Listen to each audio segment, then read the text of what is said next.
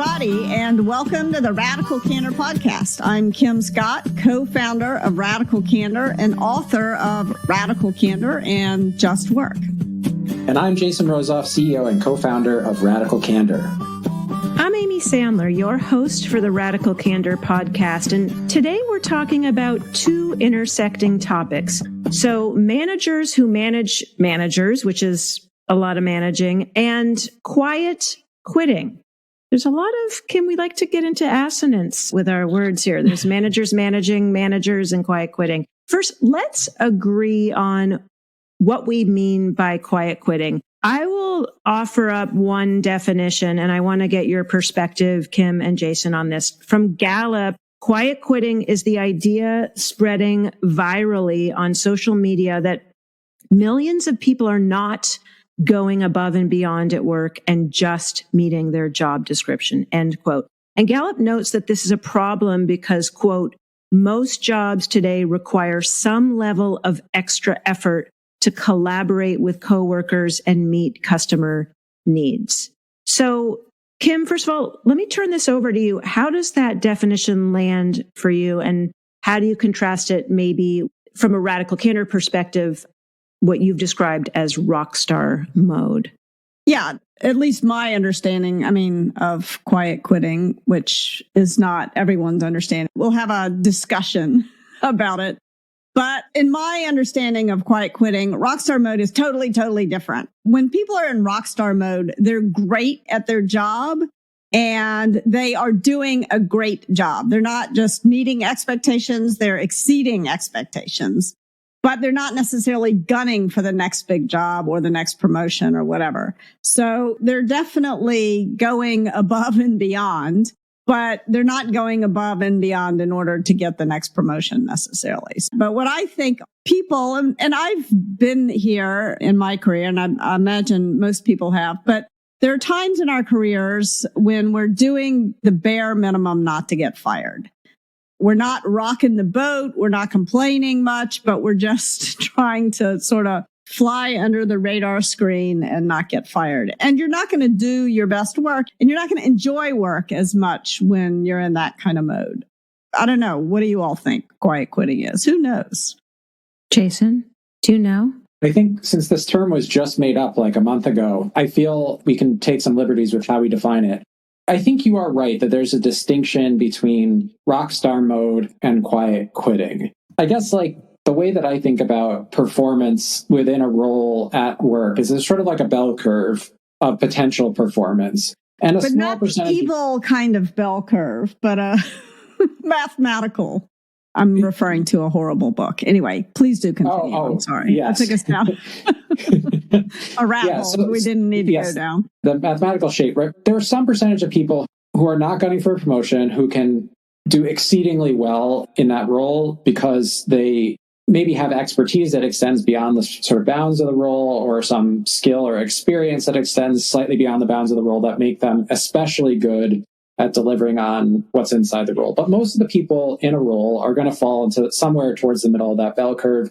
And I feel like we are talking about people who are doing well in the role, maybe not going above and beyond in the way that you're describing to be considered in rock star mode, but who certainly are not on the chopping block. They're not performing so poorly that they might be fired. They're performing well in the job, but they're simply not willing to go sort of like above and beyond. They're not willing to push themselves to be at the top end of the bell curve. So I would agree with everything you said, except for one word. You said they're performing well, and I would say they're performing okay. Like, well, to me, puts you on the right side. If there's a line in the middle of the bell curve, they're on the left of the line that's in the middle of the bell curve. They're doing okay, not well. They're meeting and not missing expectations, but they're not meeting and sometimes exceeding expectations. Yes, I feel like that's a helpful clarification. But if you can fill a role with someone who can consistently meet expectations, that is often great. Yeah. That is often like a really good situation to be in. So I think the reason why we're having a conversation about quiet quitting at all is because there are a lot of people who companies were relying on their willingness to push themselves to the top end of that sort of performance curve in order to meet the company's objectives. even though they weren't necessarily compensating or recognizing people for doing that, yeah. they were depending on them doing that without recognition or compensation. And people are now saying no. So now it's becoming very hard for teams to meet their goals because that discretionary effort, the desire to push themselves beyond the sort of somewhere in the middle of that bell curve, is what I think at least the opinion pieces that I've read about quiet quitting are referring to. It's the difference between being willing to sort of stay somewhere just to the left or to the right of that middle point on the curve and pushing yourself to be towards the top end. Yeah, exactly. Just going to bring in, Jason, a definition from what you were sharing from a recent Harvard Business Review piece by Jack Zenger and Joseph Folkman, who the introduction to this piece says, quiet quitting is a new name for an old behavior. And for decades, they've regularly been asking people to rate whether their, quote, work environment is a place where people want to go the extra mile. So this idea of going the extra mile, what they also refer to as, Jason, what you mentioned, discretionary effort. So I think what's interesting is you're talking about Jason is happy if someone meets expectations, and the quitting definition is really about not just meeting expectations, but going the extra mile. Kim, was that where you were going, or were you going the extra mile on that, or were you just... Yeah, I agree with that. I mean, as we've talked about this before, but one of the least popular things that I did when I was working at Google was I said, if you meet expectations and never exceed expectations for 2 years in a row, we put you on a project where you will have an opportunity to exceed expectations. And if you fail, then we'll try to find a different role for you where you can. Because I feel like, in my experience anyway, the joy in work often comes from that discretionary effort where you're noticing something that is broken and you take a little extra effort to try to fix it. And the reason why I think that's important at work is it's important for you because if you don't try to fix it, then it becomes like a grain of sand in your shoe that's going to give you a blister, and it's going to become really painful over time. Kim, can you share again what you mean by needing to review employees' performance if they keep meeting expectations? What was it, for 2 years? Was that the data point you were using? Yeah, that's not a data point. That's an anecdote. But the Kim Scott anecdote of 2 years. Okay. I mean, there's nothing. In other words, sometimes it might be 3 years, sometimes it might be 1 year. It depends on the situation. But the question is, and I'd love your all's thoughts. My feeling is that if someone is never exceeding expectations, if they're always meeting expectations, it's a red flag about their boss, that their boss is not giving them the right opportunities or creating the right environment for them to really excel. I believe that there's no such thing as a B player, and a B is a pretty good grade. I think everybody can be exceptional at their work, and it's doing great work that usually creates a lot of the pleasure in work. It's hard to be enthusiastic about a job where you're just meeting expectations, I think. But I don't know. What do you all think? I want to hear what Jason has to say, but if I can just share a personal story, because I think it gets into who is defining the expectations and are the expectations clearly and fairly assigned. So I will go back, if I may, to the 4th grade, when apparently, as family lore goes, rather than getting a check plot, whatever the top score was, superior or amazing or whatever, I got like a very good gold star. You got a silver star. Yeah. And so this was apparently a huge shock. And so upon learning at the parent teacher conference that for Amy to get a gold star, an example would be like there was a new student and Amy welcomes the new student and takes the new student around. So in other words, because I had achieved a certain amount of success, there was like a new bar of what expectations were set. And so I guess just, Kim, as you were defining that, what was on my mind was, are expectations clear and equitable sort of in an organization is one thing that's on my mind. Yeah, almost never, but yeah. So that's a problem. We should That's a problem. The thing that came to mind for me is whether or not the exceeding expectations thing is required to be good at the job. Because if it's required to be good at the job, then it should be the expectation, not exceeding expectations. And I think that it sort of feels pedantic, but one of the things that I found was really helpful when I was thinking about how do you create equitable job descriptions and equitable reviews is you have to make the actual expectations of good performance in a job very clear. And so if there's something that people really need to do well at the job, that should fall in the expectations. I think there's still a gradient, right? There's still the difference between someone who does everything that's required of them within the bounds of the job, does a good job at that, and then stretches beyond the job into other things to like make the team better, for example. Now, you don't have to be career ambitious, meaning you don't have to be gunning for the next job in order to do that. A lot of people do that because it makes them happy. To your point, Kim, like the excellence that comes from contributing in other ways beyond the bounds of your role is really exciting for a lot of people. It brings them joy and happiness, makes them feel more productive and successful at work. But I think, in my perspective, gets recognized on evaluation of performance, but it doesn't get recognized in terms of how well you are doing your job. It gets recognized in terms of like discretionary bonus and things like that, because you have gone beyond the bounds of the job and done something else. So like if I had someone who is meeting expectations consistently and by meeting expectations, we're delivering excellent results in their role. Like, because that's what I would say. Like, meeting expectations to me is like delivering great results for the role that you're in. Let's be more concrete. Let's take a salesperson, right? So like a salesperson who meets or sort of closely exceeds their goal on a regular basis, I would be happy with that. So I think that what we're saying is similar, although it may sound different. I think rule number one for a manager to get great results out of their employees is to make the expectations explicit and clear. Yep. And also not to get too tied up in knots over the extrinsic part of the expectations. If everything gets graded, then you remove the pleasure of great work for its own sake. So that's some of the you want to make sure that you're creating space for people to get that intrinsic satisfaction out of their work. Does that make sense? Yeah, I really like that framing. And I think it helps us move, sort of double click into why people might want to leave their jobs, why quiet quitting is so important, especially now. And so going back to this piece in Harvard Business Review, in which the title was Quiet Quitting is About Bad Bosses, Not Bad Employees. And Kim, I feel like that's a topic that is near and dear to your heart. So they gathered data from about 3,000 managers who are rated by 5 or so direct reports on average. And they were exploring 2 data points. One was employees' ratings of their manager's ability to, quote, balance getting results with a concern for others' needs. So that was one data point. The other one was employees' ratings of the extent to which their, quote, work environment is a place where people want to go the extra mile.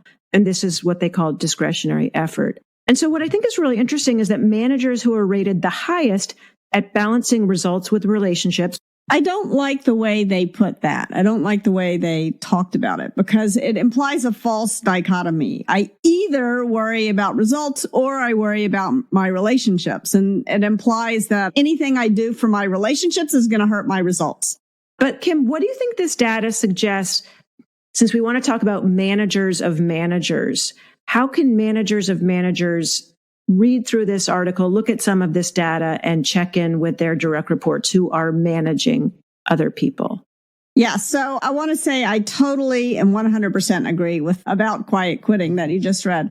So I think one of the things that managers can do to take a look at their direct reports and understand how their relationship is going with their teams is to warn each of their direct reports about the problems of power and to teach them, because very often, I was thinking about this on my walk today, very often when a person becomes a manager, they view themselves as a nice person, as a person who's easy to get along with. They don't view themselves as intimidating, usually. They don't aspire to intimidate others. But very often what happens is that the fact that the person has some authority, has a little bit of power, makes the people around them inclined to interpret what they're saying, even though they're intending to be radically candid, there's very high likelihood that the kind of things they're saying are landing as obnoxious aggression for the team, and that the team is unwilling to challenge their authority. And so if you're a manager of managers, one of the most important things you can do to create an environment where that doesn't happen is to have speak truth to power meetings. And these are the meetings where you sit down with the direct reports of your direct reports and you ask them, so let's say that, Amy, you're doing this for me. Well, hopefully I have 5 direct reports. And you sit down with my 5 direct reports. I'm not in the room. And you say, what could Kim do or stop doing that would make it easier to work with her? And then it's a not for attribution meeting. So you're going to tell me what happened in that meeting. But you're not going to tell me who said what, but you're going to tell me what was said. And you're going to take notes and you're going to project them so that others can read them. So that if someone says something that is going to be attributed to them in a way they're not comfortable with, they can ask you to delete it. And then you're going to sit down with me and you're going to talk to me about the 3 things I'm going to change, the 3 things I'm going to do differently to communicate to people that I heard what they said and to make my listening tangible, that I heard what they said and I'm changing. I'm open to this feedback. And that is, I think, one of the most important things you can do. One of the dangerous things that managers of managers do is they take a look at employee satisfaction surveys, employee engagement surveys, and they start acting on the numbers rather than investigating. I think having actually these often called skip level meetings, I prefer to call them speak truth to power meetings, is one important thing that a managers can do to make sure that they know who on their team is having trouble. And you want to do this in the spirit of helping people become better managers, not creating some sort of Stalinist, I'm going to report on you behind your back way. Is there something, Kim, that you learned as a manager of managers from the skip level meetings? In other words, did you have a boss who led one of these meetings and shared feedback with you, and what you found was a helpful way to lead that meeting of how do you debrief your direct report with those No, alas, findings? I did not have such a boss. I wish I had. But I did get advice from someone named Roxana Wales, who worked with me at Google. She was in learning and development at Google. And before that, she had worked at NASA. And she was the one who explained to me about skip level meetings. And so I did it. I took her advice and I had her do it for me. So she met with my direct reports. Okay. And told me what I was doing wrong. So you did do it. Yeah, she wasn't my boss. Okay. But yeah, what would you want that person to do how did she give you the information? What made it presented in a way that could land for you? Well, I mean, I asked her to do it. And so hopefully I was open to the feedback. But basically what she did was she took notes during the meeting, projected it for each of my direct reports so they could watch what she was writing. So they knew exactly what she said. This is what I'm telling Kim. I'm going to give Kim this report. So there was more transparency, which created a little bit of trust in the process. Mm-hmm. And then she shared it with me and she asked me, what are you going to do based on these notes? And I came up with some things and she said, well, I think you should do more of this, less of that. But I think if you are a manager of managers and you're going to roll out these speak truth to power meetings, it's important that you describe the process to your team, to everyone, and say, I'm going to do this for all of y'all. And then you get questions, you answer concerns, and then you get them to describe what's about to happen to their teams, so that everyone knows that you're doing this as part of helping your direct reports be better managers. You're not doing it to try to figure out who sucks and fire them. It's got to be presented very carefully to your direct reports, and then you want them to own the messaging to their teams that you're going to come in and meet with them. Jason, any reflections from your own experience on speak truth to power skip level meetings? Well, I was just going to say that I was thinking I've had people do this for me, but none of them have been my manager either.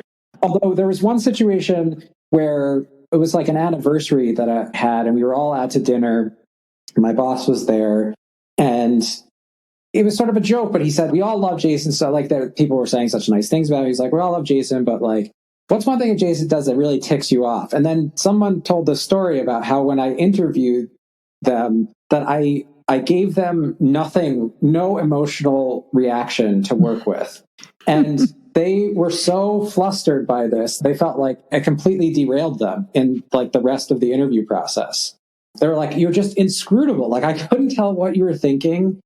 By the end of it, I just assumed that I had done horribly. Like I assumed at some point react positively to something. And I remember thinking like, wow, that is probably one of the most helpful, clear, and insightful pieces of feedback that I've ever been given. And it sort of like happened as a joke, but it was in this context where sort of like trust had been established. And I think the fact that my boss was asking and that I was there and I demonstrated already that I was very open to feedback, it created sort of a different environment. So was there alcohol involved in this? There was a little bit of negation also involved. Please consult with your medical professional before trying this at your own place of work. I cannot drink anymore because I like to drink too much. So I'm not encouraging drinking at work, but I acknowledge it does sometimes help. I think it's very interesting that neither of you had your quote managers bring this up, and you almost had to proactively seek this out. Seek it out. Like, yeah. Mm-hmm. It was interesting on my team at Google. Once I started doing the skip level meetings, and I did them in a way that was support. Everyone wanted to have more skip level. Like I could have spent all my time doing skip level meetings. Yeah. So I will warn you, especially if you have a big team, like there were, 700 people or something on the team. You want to make sure that you set some boundaries around the skip level meetings, because pretty soon you can spend all your time doing them. So you say, I'm going to do it once a year. I'm going to do it for my direct reports. Their direct reports are going to do it for their direct reports. And then you also want to provide some way to make sure that people who are brand new in your organization, depends on how big your organization is, but people who are 5 levels quote unquote below. I don't know how to talk about hierarchy without this above and below language, which I hate. But anyway, that are 5 levels reporting up through you.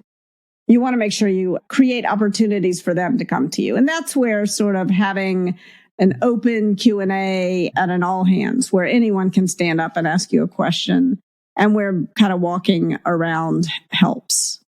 Yeah. I just want to make something explicit that I believe has been implicit during this conversation. In order to make these skip level meetings really actionable, the expectations of what a good manager does also need to be clear. Yes. And not just to the manager, but to the team that they are supporting. Yes. And I think this is one of the things that a lot of organizations miss, in part because management is not seen as a discipline unto itself. It is often seen as sort of your side job that you do in addition to some other technical work that you are responsible for. So a lot of managers of people are sort of project managers with a side job of managing the humans on the project also. Those are the perfect conditions to lead to quiet quitting. Yes. Because something is going to give. And it is often the really hard thing that gets pushed. And the really hard thing between project management and people management is people management. Like the actual projects don't talk back. Exactly. Like there's a schedule and things are objective. It's like very attractive to like focus on the project and not as much on the people. Because I think it is helpful when you're dealing with people who have some experience with being managed to ask a broad question like, what could Kim do to make it easier to work with her? So again, as a manager of managers, that kind of question I think works reasonably well. When you're doing skip levels for someone who maybe has less experienced people on the team, maybe this is their first job, for example. I dealt with a lot of managers who were managing people who was their first job out of college. Like what a manager is supposed to do. And giving that to them, saying, I want you to think about this. This is the job description for what your manager does. My goal, Kim, to your point, is to help your manager get better. That's the spirit that I'm having this conversation with you. That's the spirit in which I'm having this conversation with you. But that really did help ground things because, like, very tactically, you sort of a throwaway comment, but I think it's quite important, Kim, is like the question of like, how do you spend this time and who do you do these meetings for, at what cadence? How do you prioritize? If you don't have time to do it all at once, how you prioritize? I do think engagement surveys are valuable sources of data. They're not sources of answers. They're sources of sort of like their heat detection. Yes, exactly. That's what I was going to say. They are a smoke alarm. They are not the fire department. You, manager of managers, you are the fire department. I think if I were a manager of managers listening to this, I'd be sweating right now because I'm like, oh shit, now I got to go and I got to write a job description for the people management part and I don't know what to write. I'm going to write it for you right now. You can take it or leave it. But here's what your managers who are working for you ought to be doing for their teams, and here's what you ought to be doing for them. Soliciting feedback.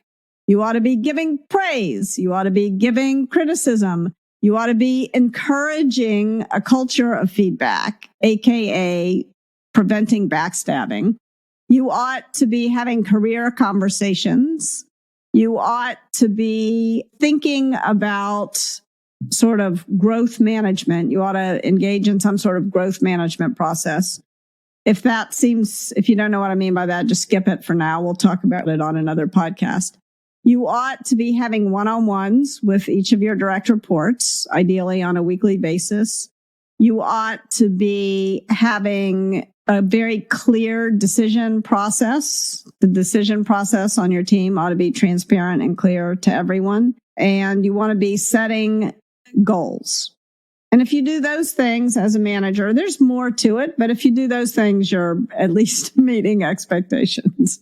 If only there was a book that outlined these steps, Kim. Can you imagine a book like that? Radical Candor. What are the odds?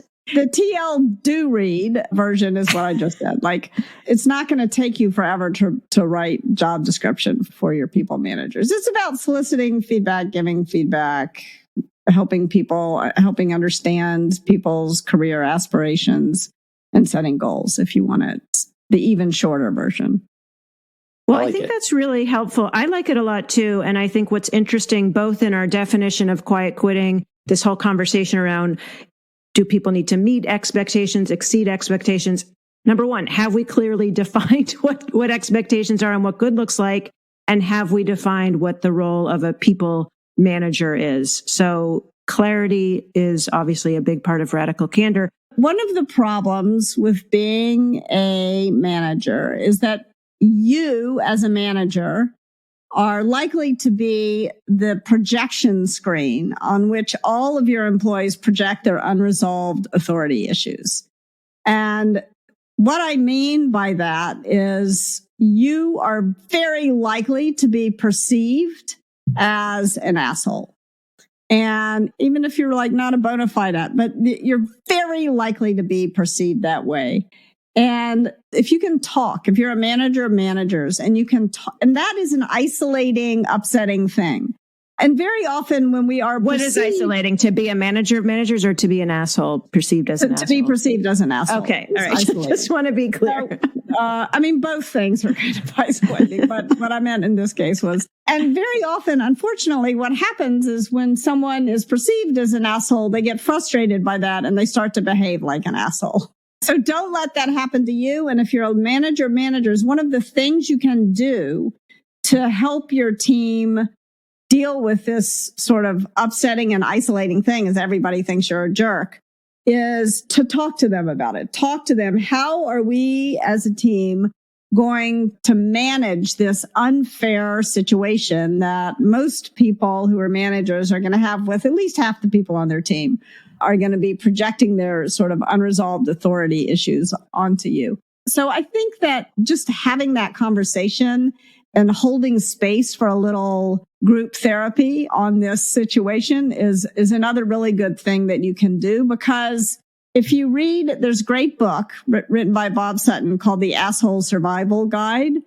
And he offers a lot of suggestions, many of which are basically quiet quitting. Like that's a coping mechanism if you're working for. And so if you understand the problem that it causes for your team and their performance when they perceive you it may not be fair that they perceive you as an asshole, but fair or not, it's your problem to solve if you're a manager. And so just talk to your team about that. Have a little group therapy on that topic. Jason, you're nodding. Anything more to add on the asshole anonymous or not so anonymous meetings? Have you ever been involved in any of these that Kim speaks of?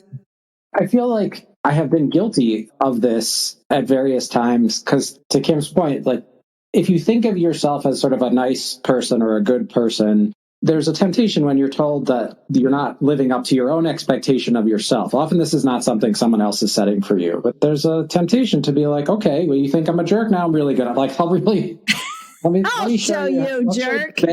Let's show you how bad it can get. I do think there's real merit to helping, especially new managers, sort of distance themselves from the role of management. Like, it's very tempting to conflate management with parenting, for example. There's often metaphors the parenting metaphors are very common in management.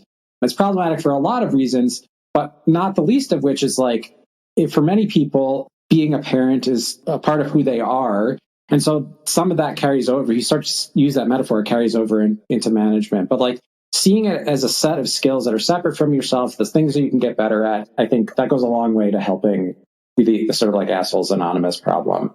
Can I share a story?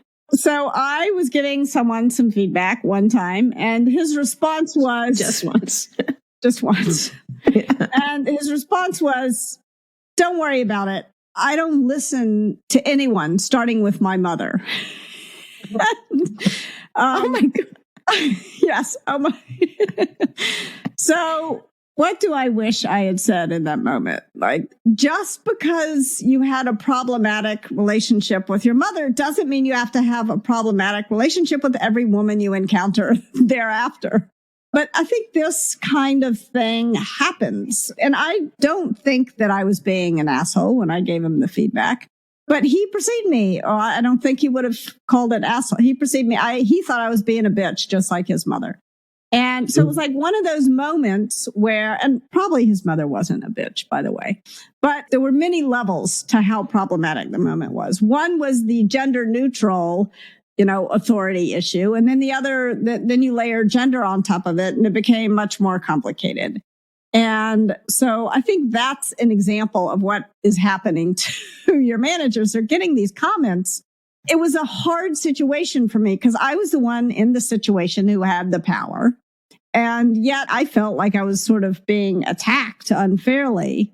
And so if the more you can share stories like that with your team and talk about how to manage those moments, the better. It's a complicated moment.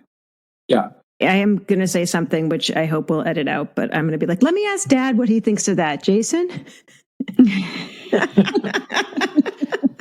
Kim, I think the story is sort of a perfect encapsulation of why it's so important to try to separate create some professional distance, like, from the job of management and the projections that people have about authority. Like, I do think that the relationship between authority and engagement is that when authority is used as a way to sort of protect a team's ability to get work done, when you use the power you have to sort of elevate the people on your team, that is what gets you the sort of discretionary effort that we've been talking about. But people are waiting for you to use that authority in a way that feels unfair so that they can then project onto you all of those unresolved issues that they have. And that's the part that feels so crappy about being a manager. It's like, I slipped up for 1 second. I used you know what I'm saying? Like, and as you become aware of this, as you become aware of like the moments when you're throwing your power around, for example, I remember in a design review meeting, there was this moment where I was like,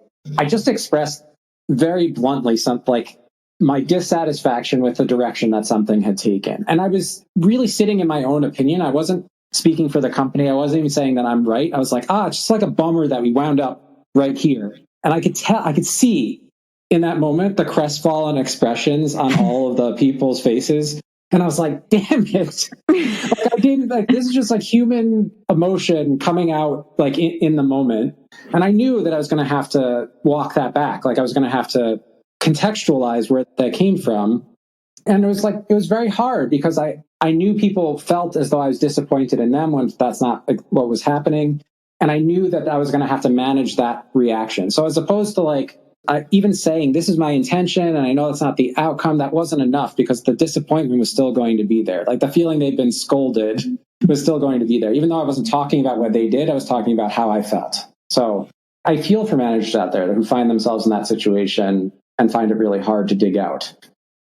I actually think this is a really important topic, but I wonder if our job, work is a family. This team is a family. Like how often that can be manipulated, right? To go to Jason's point. Like, I guess when you hear people saying that, companies saying, we're a family here, how would you instruct individual employees to respond to that?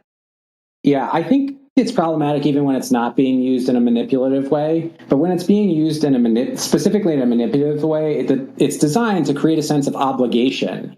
You are, because we are a family, you are obliged to do certain things without recognition or reward because we're a family, because you don't reward your family for doing things. It's just part of being a family. Whenever anybody says that, I always joke of my family's pretty dysfunctional. My team was as dysfunctional as my family. That would be a serious problem. I would see that as a real issue to be solved. I've been in therapy for many years trying to deal with the unresolved problems of my family. So I feel like even when it's done with the best of intentions, it can be problematic because it sends the sort of wrong message.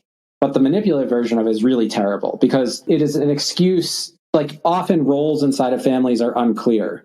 So that's a great way to say, well, we don't have to put everything in a job description because we all carry the weight and isn't it fair? Because just like in a family, in those situations, the work gets unfairly distributed. So that's why you want to create job description that. That's why it's important to recognize the value of the differences between a team at work and a family, because a team at work can be designed in a better way to make it so that more of the work is distributed more equitably and people can be great at what they do, which is not a thing that a lot of people feel in the context of their role inside their family. I agree with everything you just said, Jason. I would add the great thing about a family is that it's all intrinsically. I mean, there may be some, there may be some extrinsic, but for most families, it's intrinsic motivation. You do things for each other because you love each other. And that's good. And so in terms of wanting to get to intrinsic motivation, I applaud that. But the other thing about a family is you don't get paid for any of that work, and you're getting paid at work. So, and furthermore, the other thing about family is quitting a family is really, really, really a big deal. And quitting a job should not be that big of a deal. And I don't want to say you can't quit your family because people can and do, and sometimes that's necessary. But as by and large, hopefully you don't have to quit your family. And hopefully you stick with it in a way that would be unreasonable to expect of your job. And so I think that to me, one of the great things about work is that, as you say, Jason, the boundaries are more clear there and the roles are clear. And if it gets bad, you can leave without feeling terrible about it, hopefully. So you do not want to confuse. The other thing I would say is read Acceptance, this memoir, Acceptance. It is so beautiful. And she writes a lot about, there's a chapter on why your work can't be your family. Yeah.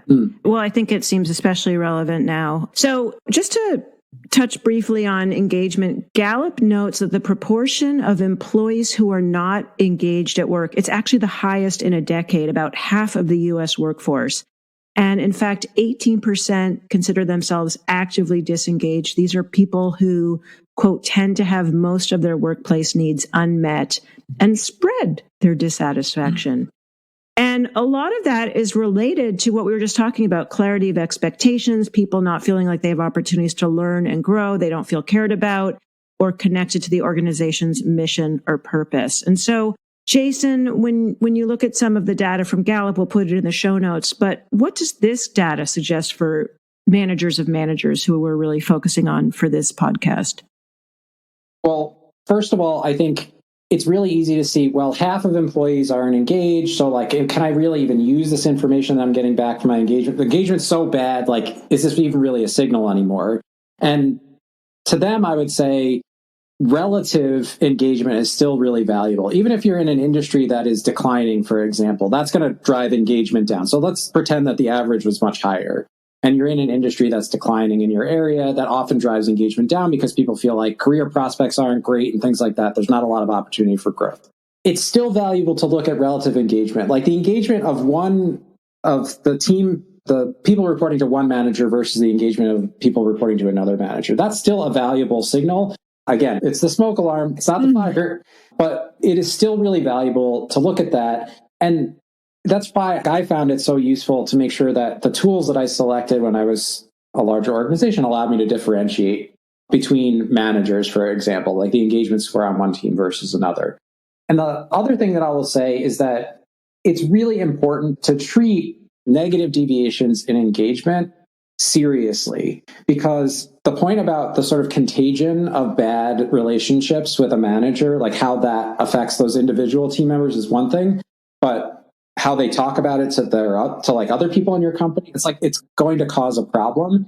And maybe you get in there and what you realize is like after you do some skip level or speak to power meetings, like you realize, oh, they just had a really tough quarter, they didn't meet expectations, something went wrong. Great. Whew. So you can wipe the sweat off your brow that I've been collecting there and say, okay, we're going to pay attention to this, but we'll revisit it next quarter. But often what will happen is you will find very clear, specific things that manager needs to do differently in order to help his team feel, or her team feel, more engaged. And that's a gift, because my experience with running skip level meetings is that the feedback is often very clear and very actionable. Like there's literally stuff that person can start doing tomorrow that's going to make a difference in how people perceived that, not even just perceived, but experienced their leadership. Can I wave a purple flag? Yes. Their team. I think often when I am saying his and then I say his or her, it's better to, I prefer now to say their. My daughter has taught me this, because there's plenty of non-binary managers out there. And also non-binary managers of managers. Thank you. You're welcome. Thank you. And Kim, for folks that are just hearing about the purple flag for the first time, that is a bias disruptor. You can read more about that in Just Work. All right. Well, we're going to get into our tips in just a moment. So, Kim, you have many turns of phrase that one learns to love, and one of them was about being a shit umbrella for your team. Now, the issue is if what's trickling down from the top is toxic, if you're the manager of a manager who is not doing their job well, you don't really want to be a shit umbrella in that case. You don't want to be protecting the poorly performing manager who's reporting to you. The team has a boss that's a jerk, and this boss that's a jerk reports to you. How do you shield? Yeah. How do you get the umbrella? Your job in that situation is to hold that manager accountable, not to protect that man. Okay, now I'm tracking. Sorry, tracking. It took me a minute. Yes, you're correct. Your job as a manager of managers is to hold the managers who work for you accountable for being good bosses. And you want to, hold them accountable, but also you want to give them the coaching that they need to become better, to get better as bosses. And so the point of a Speak Truth to Power meeting is to get more information about what you can do to help the managers who work for you not either be assholes or be perceived as assholes. And if a person is not making changes, you need to hold them accountable. Yeah, I think the reason why this came to mind is that I have worked with other managers of managers who get confused about the shit umbrella metaphor. And they don't understand that the reason that's important is you're trying to shield your team, in this case, a team of managers, from the unfair influence of things that are out of their control. You're not trying to shield them from the fair consequences of things that are in their control. And it can feel sometimes like the team, because, we did this earlier, right? We were like, oh, it's so hard to be a manager. You sort of relate to them. You're like, this is a really difficult situation. It can be easy to kind of like take on that protective stance, even when it is actually very, like, they're experiencing the consequences of actions that were under their control, and you need to hold them accountable for those. Yeah. I think the reason, Amy, that I wasn't tracking your question is that I'm such a visual person. I'm thinking of an umbrella. And when you're a shit umbrella, you're shielding your team from stuff that's coming from the sky, from above you, right?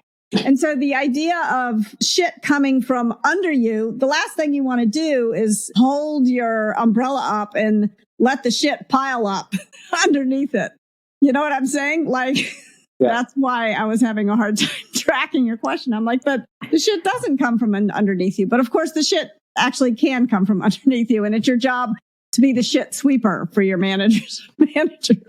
Unfortunately, Kim, that umbrella has hierarchy and levels implicit in it. I know. It has gravity is involved. So yes, gravity. Look, a hierarchy is a thing, as is gravity. And it's a useful thing as long as you remember that your job as a boss and that you teach the managers who work for you that their job is to be a boss. And it is a job for which you get held accountable. It's not a value judgment on who you are as a person. Well, now it's time for our Radical Candor checklist tips you can use to start putting radical candor into practice. Tip number 1, get curious about why some people on your team are disengaged. When you look at your engagement metrics, don't assume that all of the managers who have teammates who are engaged are doing the right thing. Don't assume that all of the managers who have disengaged teams are doing the wrong thing. Take time to have these speak truth to power meetings and get curious about what's going on in these teams. So what is a speak truth to power meeting? This is an excellent segue to tip number 2. Tip number 2, our manager matters. It's often difficult to have visibility into everything that is going on among the team members that each of your managers is managing. So speak truth to power meetings, which Kim described in this episode, are a really helpful way to scale your ability to understand what might be working for a team and what might not be working for a team, and to use that information to help your managers grow and get better. Tip number 3, remember, relationships don't scale, but culture does. This means that while you can't have a close relationship with every person who reports to the people who report to you, practicing radical candor with the people you do manage can impact how they interact with the people they manage, and so on and so forth. Without a culture of trust, which has been identified as the most important factor in determining engagement, you're not going to be able to build these critical relationships. Tip number 4, have a little group therapy meeting with your team about how they are a projection screen for everyone's unresolved authority issues. Very often, managers are perceived as obnoxiously aggressive or as assholes, even though they're not really assholes fundamentally. And very often when a team perceives their boss as a jerk, they respond with manipulative insincerity. And I'm going to end this by saying manipulative insincerity is another form of quiet quitting. So help your managers learn how to prove to their teams that they are radically candid and not obnoxiously aggressive. All right. For more tips, radicalcandor.com/resources. You can download our learning guides for practicing radical candor. To see the show notes for this episode, head to radicalcandor.com/podcast. If you like what you hear, go ahead, rate and review us on Apple Podcasts. Don't forget to order the latest hardcover copy of my second book. It's actually my 6th book, but my second published book, Just Work, How to Root Out Bias, Prejudice, and Bullying to Create a Kick-Ass Culture of Inclusivity. Available everywhere books are sold. Looking for Radical Candor swag? Go to radicalcandor.com, click the shop link for coffee mugs, sweatshirts, stickers, and more. Bye for now. Thanks for joining us. Our podcast features Radical Candor co-founders Kim Scott and Jason Rosoff, is produced by our Director of Content, Brandy Neal, and hosted by me, Amy Sandler. Music is by Cliff Goldmacher. Go ahead and follow us on Twitter at Candor and find us online at radicalcandor.com.